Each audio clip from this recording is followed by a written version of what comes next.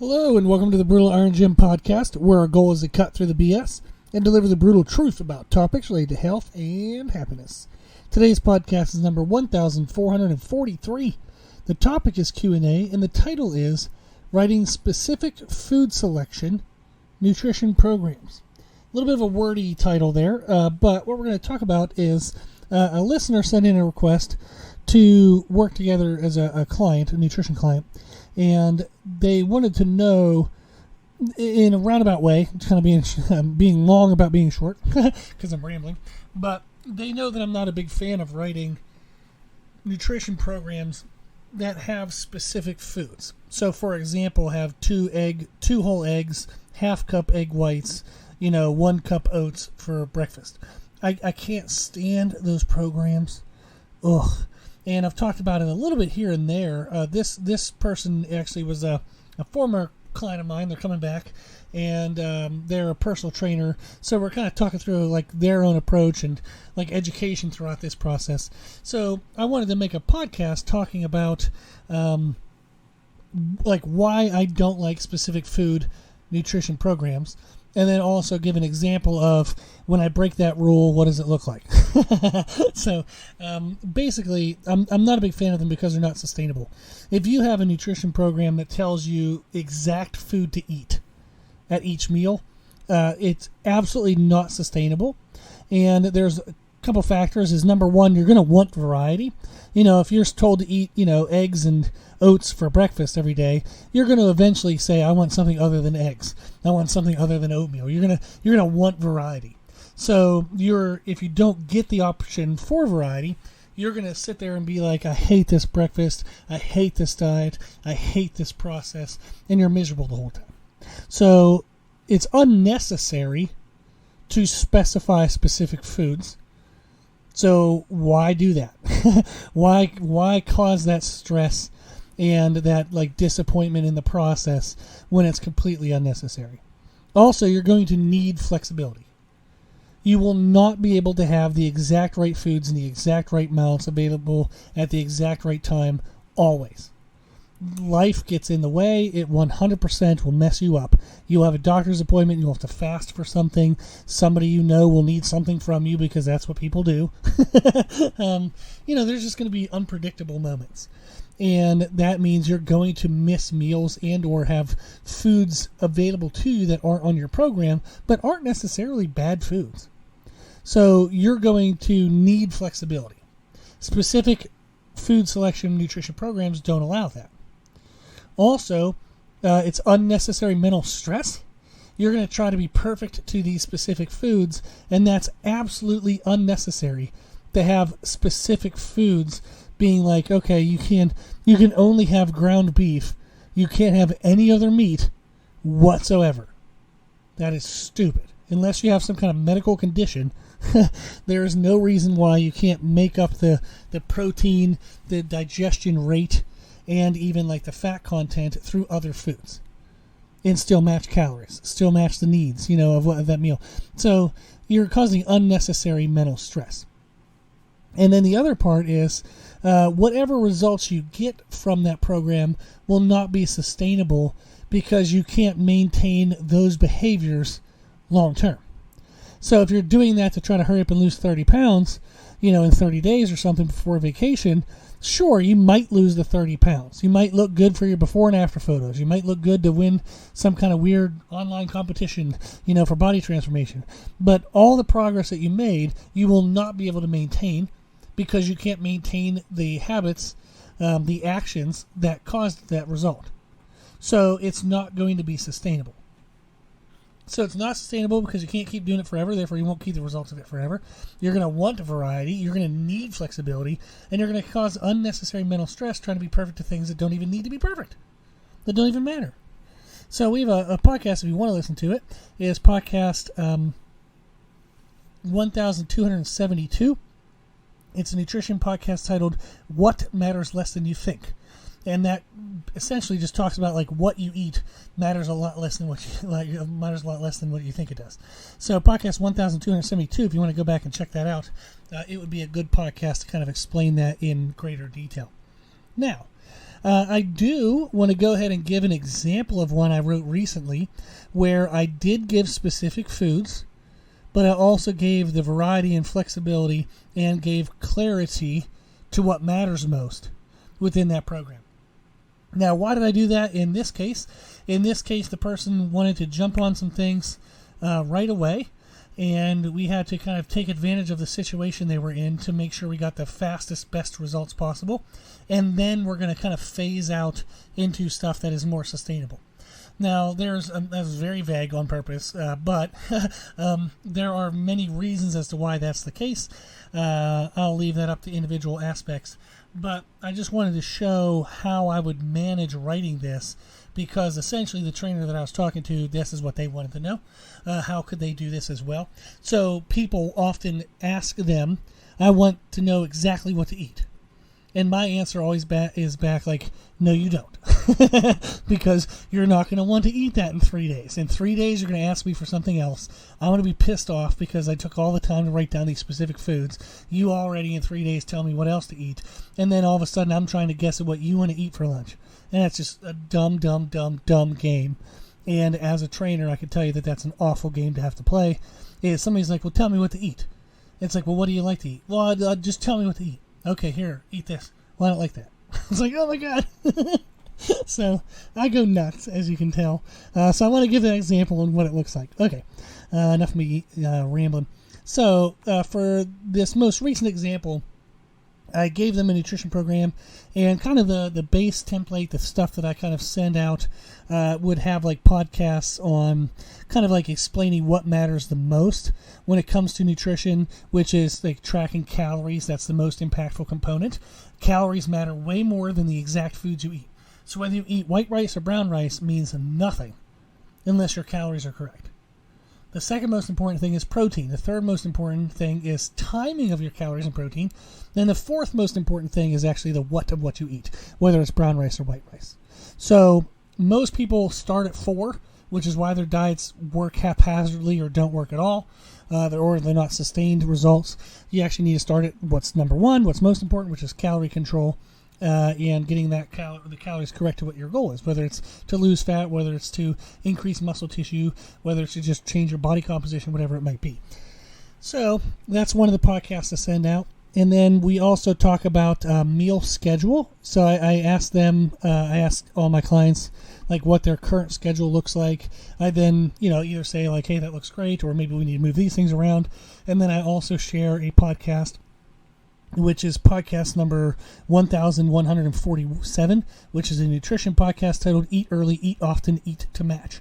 And what this talks about is some general rules you can use while allowing for a variety and flexibility within what you eat per day. So it's really cool, just good general background information.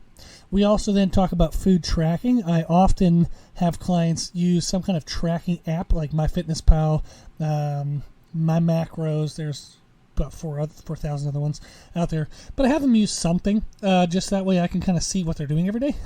And some people don't track for very specific cases. We'll deal with that in other ways, but I like to have people track their food.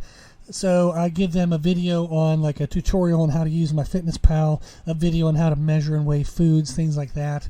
If you don't want to do it that way, you better not want super specific results or very fast results, because that absolutely is important to get specific and fast results.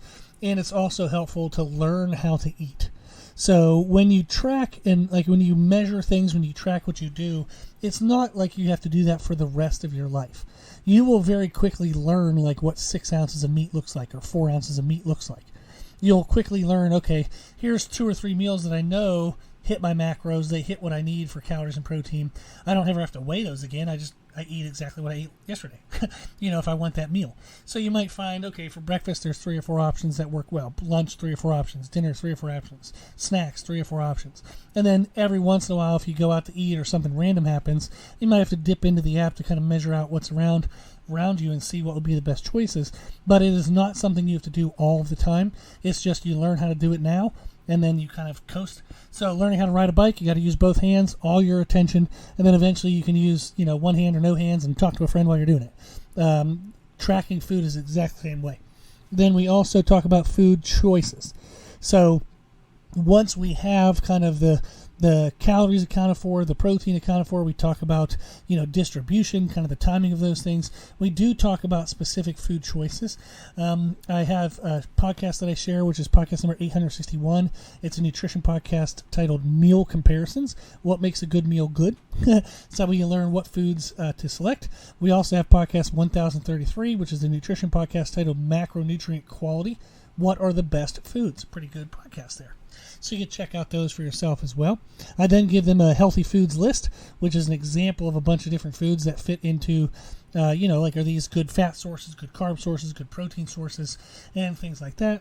We also talk about timing specifics, what to eat, if you're eating 10 minutes ahead of your workout, 20 minutes, 90 minutes, 2 hours, 3 hours, that kind of stuff. So we talk through all that as well. Then I give them other supporting podcasts, which is explaining the need for caloric consistency, which is podcast 1131. We talk about diet tracking, why we only track calories and protein. We don't really give a crap about carbs and fats. So that's podcast 658. Then we have a podcast when people ask how many carbs and fats do I need. I usually tell them it doesn't really matter. You don't have to specify per day. You just do it per situation of each meal. That's how you actually decide whether you have carbs or fats. And that's in podcast 1021. Then we also have podcast 1280, which is a nutrition podcast titled Managing Food Entries in Nutrient Tracking Apps, which talks about fast ways to enter them, what is the best time of the day to enter them, and things like that. So that's a lot of the information that I share kind of up front. That's all individualized in different ways to each person. So, like for example, this client, they've used tracking in the past. They just didn't know how to manipulate the numbers. So they can track a number when they're given the number, they just don't know what number. So I talked about how that's what I'm going to help them with, and yada, yada, yada. So what we get into now is how I manage writing specific food selection programs. Is I tell them, hey, based on your general schedule, this would be a good time for the first meal. This is a good time for your second meal. I kind of give them timing throughout the day. So for this client, for example, 9:30 is a good time for their first meal. They usually wake up around 8:30, 9 o'clock. So 9:30 is a pretty good time for them. They get into business and whatever they do. Then they eat again at 12:30. Then they typically work out around 5:30 to 6 o'clock. So I have them, when they have their pre-workout, should be about 15 minutes ahead of the workout. Then I have an intra-workout that I want them to drink. And then I have a post-workout meal that I want them to have, and then something right before bed. So I actually give them these times and then tell them, hey, depending on when your workout is, have this 15 minutes beforehand, have this during it, have this meal 30 to 90 minutes after that workout. So we talk through different timings. It's very helpful, so that way they know kind of around what times to eat.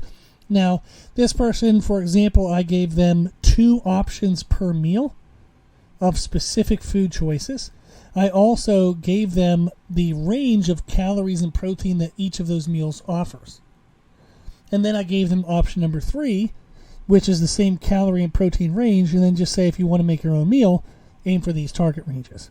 So if you want to mix and match some other foods, if you want to eventually kind of add more variety, you just make sure you hit these calories and protein targets. So an example is their option number 1 is 2 whole eggs, half cup egg whites, 1 whole bagel, they can add sugar-free jelly if they want, and 1 scoop of whey protein. And that's going to get them roughly enough for 20 to 25 grams of protein from that scoop of whey protein. That whole meal is around 500 to 550 calories and 50 to 60 grams of protein. For this person, we are front-loading their day, calorie and protein-wise, because it's going to help them get super freaking lean. So that's kind of our main goal. Now, option number 2 is a cup of Greek yogurt, 3/4 cup of granola, and then 1 scoop of whey protein. Again, that gets them around 500 to 550 calories, gives them 50 to 60 grams of protein. So same kind of calorie range, same kind of protein range. One day they might want eggs and a bagel. The next day, maybe they just want some Greek yogurt and granola, something they can eat a lot faster. And then of course, they have option 3, which is where they make up their own meal. I don't care what they eat. To some degree, I don't want them eating, pizza or ice cream or things. There are, general foods, like I gave them that list earlier in the document that talked about like best food choices. So if they want to have, avocado toast is like all the rage, I guess, nowadays. I don't know. I see it in like Instagram every now and then. So if you want to have avocado toast, great. Avocados Good source of fats, good source of carbs. Toast is a good thing to put your avocado on. It's basically an edible plate. But if they want to have that, fine. I don't care. That's good. It's very low in sugar. It's not going to be it's not going to digest too quickly. So it's going to be a nice slow digesting meal. Since they're eating at 9:30, I want this meal to kind of slowly break down throughout the entire gap to 12:30, their next meal. So there is some specifics here as in regards to the digestion rate of the foods that I've selected. Now, what I have them do when they have their option 3, if they want to start to make their own meal, they can either ask me questions ahead of time in our weekly journal that they can write in anytime they want, and I answer anytime I have the time for it. And then I also check in on their nutrition app. So I will log into their account, like say, for example, MyFitnessPal. I'll see what they ate, and I'll say, hey, this was a really good breakfast, great job. Or, hey, we were a little high in our carb and fats here. We didn't quite have enough protein. If you reduce the portion of this, if you increase this or you add that, it gets us where we want to be. So that's one of the benefits of me just logging into their account and tracking everything, so that way we can kind of make those adjustments. Their 12:30 meal, again, is around 500 to 550 calories, and again, around 50 to 60 grams of protein. One option is 6 ounces of sirloin steak. They're going to do that pre-cooked, measure it pre-cooked, and then 2 cups of vegetables. And they can have asparagus, broccoli, cucumbers, carrots. There's a bunch of other ones as well. I'll expand that and tell them as they keep eating. Then option number 2, again, is 500 to 550 calories, 50 to 60 grams of protein, 6 ounces of chicken thighs with 1 cup of jasmine rice. Great. That gets them right in that window, and it gets us enough digestibility. It slows down the digestion rate to match when their pre-workout is going to be. Then their third option at that lunch meal is to make whatever the hell they want. I don't care. Between 500 to 550 calories and 50 to 60 grams of protein. Again, they can run it by me. I will check in their app and I will see it. So therefore, I will give them feedback on it. So a lot of this is I give them specific meals so they can start with those. As they eat those, they might say, hey, I like a little bit of this. I don't like a little bit of that. What if I could have this instead of this? So it gives them something to get going with, get started with.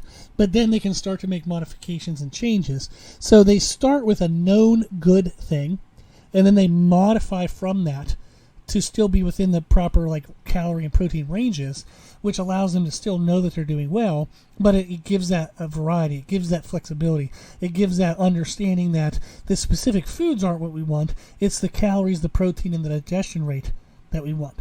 So that gives them a lot more freedom to pick the foods that they might like the best. Then their pre-workout, 15 minutes ahead of the workout, they said they have a sweet tooth and they like to eat a 70% cocoa bar, like a chocolate bar. So I was like, sure, we want about a quarter of that bar, so eat a quarter of the bar. That's an option. You can also drink 20 ounces of Gatorade as an option as well. So one of those things, we just want to influx a bunch of sugar, get a bunch of little kind of hyped up little energy, jitters going. And then intra-workout, we want to drink a scoop of protein powder, whey protein powder, which is 20-25 grams of protein.